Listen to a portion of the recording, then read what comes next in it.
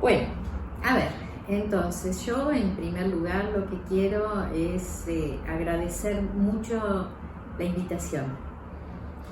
porque es una invitación que me permite a mí misma volver sobre ese momento del dossier de los 10 años de la fundación de la escuela, pero también volver a muchos cuestionamientos, muchas preguntas que se renuevan permanentemente en nuestra escuela. Y creo que eso es valioso para una comunidad de trabajo y una comunidad de experiencia,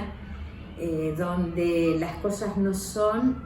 siempre iguales de una vez y para siempre. Entonces, por un lado, eso también me permite entrar en el tema, ¿no? El tema de lo que significa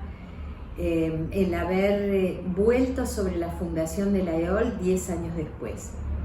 10 años después, en un momento y una coyuntura del psicoanálisis bien interesante, me refiero al psicoanálisis de la orientación lacaniana, cuando efectivamente Miller también estaba volviendo a poner un poco patas para arriba algunas cuestiones acerca del lugar del psicoanálisis en el mundo, en relación tanto a la práctica del psicoanálisis como a lo que se decía del psicoanálisis y los psicoanalistas y su lugar en los debates contemporáneos. Así que puedo tomar un poco lo que del intercambio con Paula fue surgiendo antes de esta ocasión y que tiene que ver un poco con, diría yo, en primer lugar con situar el porqué de cómo surgió ese dossier y también el porqué la orientación que tuvo ese dossier se apoyó en lo que da título al texto editorial, que es el saber tomar la ocasión. La idea se le ocurrió a Mario Goldenberg, que era en ese momento el director de la Escuela de la Orientación Lacaniana, y quiso que se armara un dossier donde se preguntara a los colegas, algunos colegas que participaron de la fundación, acerca de, muy bien, ¿y qué 10 años después?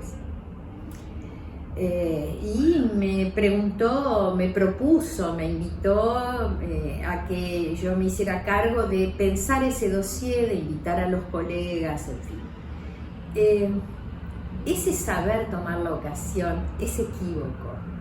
porque retoma e invita a retomar a cada uno de los que en ese momento se constituyeron en los invitados a participar, como a cada lector,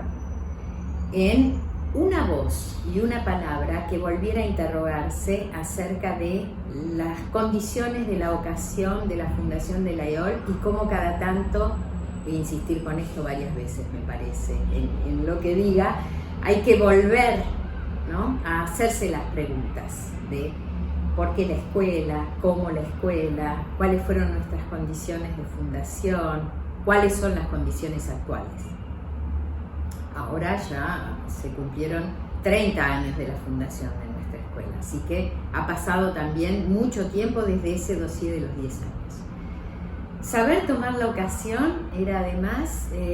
indicar que hay ocasiones que se presentan, las ocasiones se presentan de un modo contingente, de un modo sorprendente, y nunca se sabe muy bien si esa ocasión se va a presentar en tal o cual oportunidad. Es así como ingresa, digamos, de pronto en nuestra vida. Hay digamos, entre mis recuerdos, los recuerdos personales, hay en realidad una ocasión en especial que se constituyó en lo que fue la tercera hora del debate preparatoria para la creación de la EOL, la que de un modo u otro, al releer el dossier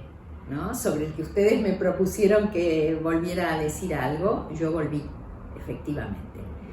Y me encontré con que hay ese recorte de lo que fue esa ocasión en la que la ocasión se precipitó, cuando no sabíamos si se iba a precipitar o no, de la fundación de la escuela, en momento en el cual, digamos, había que concluir algo, había que concluir con alguna decisión. Había habido la certidumbre anticipada, luego el tiempo de comprender y había que concluir. En algún momento había que hacerlo. No se veía muy claramente si eso iba a ocurrir. Y entonces, Paula, vos me decías en algún momento que te habías detenido en la pregunta que yo le había hecho a Marina Recalde en el texto que está publicado en ese dossier, ¿no? Si había alguna frase, algo que quisiera retomar, como que le llegó, la tocó en ese momento, y me la formulabas a mí. Y yo diría que sí hay una que me retorna cada tanto, pero en esta ocasión me volvió a retornar, y es lo que llamo, que empalma con un recuerdo personal, pero que tiene que ver con la comunidad y el colectivo y lo que allí ocurrió, que fue el momento en que se iba extinguiendo esa última hora del debate, y de pronto la impresión era de que había que hacer algo para que algo ocurriera ahí. Y en ese momento yo levanté mi mano, tomé la palabra y dije algo así como: nosotros ya hemos puesto en vuestras manos, en manos de ese comité que estaba preparando el movimiento hacia la escuela, que nosotros hemos depositado nuestra confianza, acompañamos con nuestras presencias y con esa confianza, a ustedes les toca hacer lo que tienen que hacer. Y eso efectivamente produjo un punto de precipitación que por supuesto se ligaba a una serie de acontecimientos y movimientos que vinieron desde antes y de muchos. Pero ahí se produjo algo, y efectivamente esa tarde en el campo freudiano, al campo freudiano, como recordaba Graciela Brodsky, digamos, lo recuerda en el diálogo que mantenemos en ese dossier, se precipitó como un montón, se precipitaron voces anónimas, pero firmas, reconocibles, en papeles que se pasaban bajo la puerta de la Fundación Casa del Campo Freudiano. Increíble, no teníamos en ese momento que el correo electrónico, que las redes, bueno, ese fue quizás el punto sobre el cual también el dossier se apoyó, porque se apoyaba en la convocatoria a cada uno de los que participó en esa fundación, como para que hicieran resonar 10 años después un poco qué pasó a partir de ahí. Y si leen, esto tiene que entusiasmarlos a ir a leer el dossier nuevamente, igual que el de los 20 años, nuevamente, igual que todo lo que se produce en torno a los 30 años, nuevamente, y así,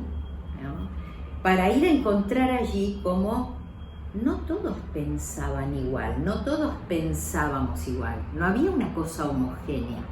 ¿no? Hubo en la fundación un conjunto de diversidades y de estilos, pero que concretaron esa fundación. 10 años después había luces, sombras, críticas, un poco más irónicas, menos irónicas, más entusiasmo, menos entusiasmo, pero cierta convicción de que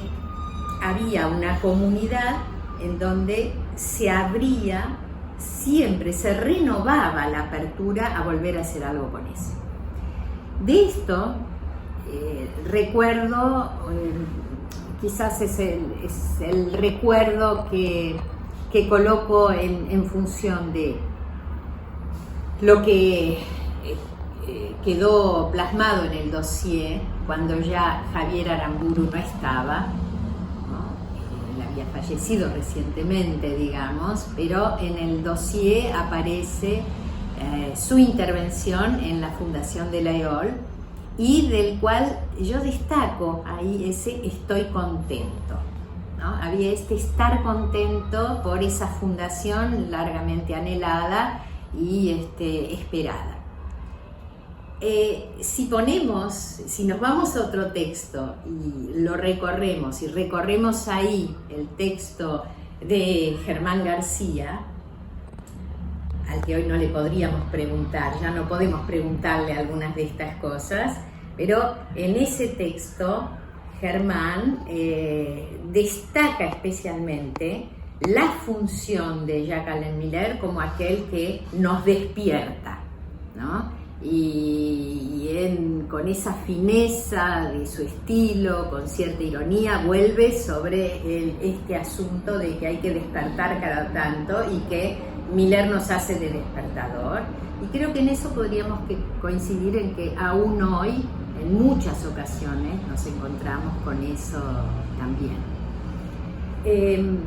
En el conjunto de los textos también hay, por ejemplo, la entrevista a Juan Carlos Indart, que es una larguísima entrevista, que si me pongo a pensar ahora cómo es que estuvimos tanto rato hablando de eso, creo que no sabría cómo explicarlo, no sé si tampoco hay que explicar mucho al respecto, pero es cierto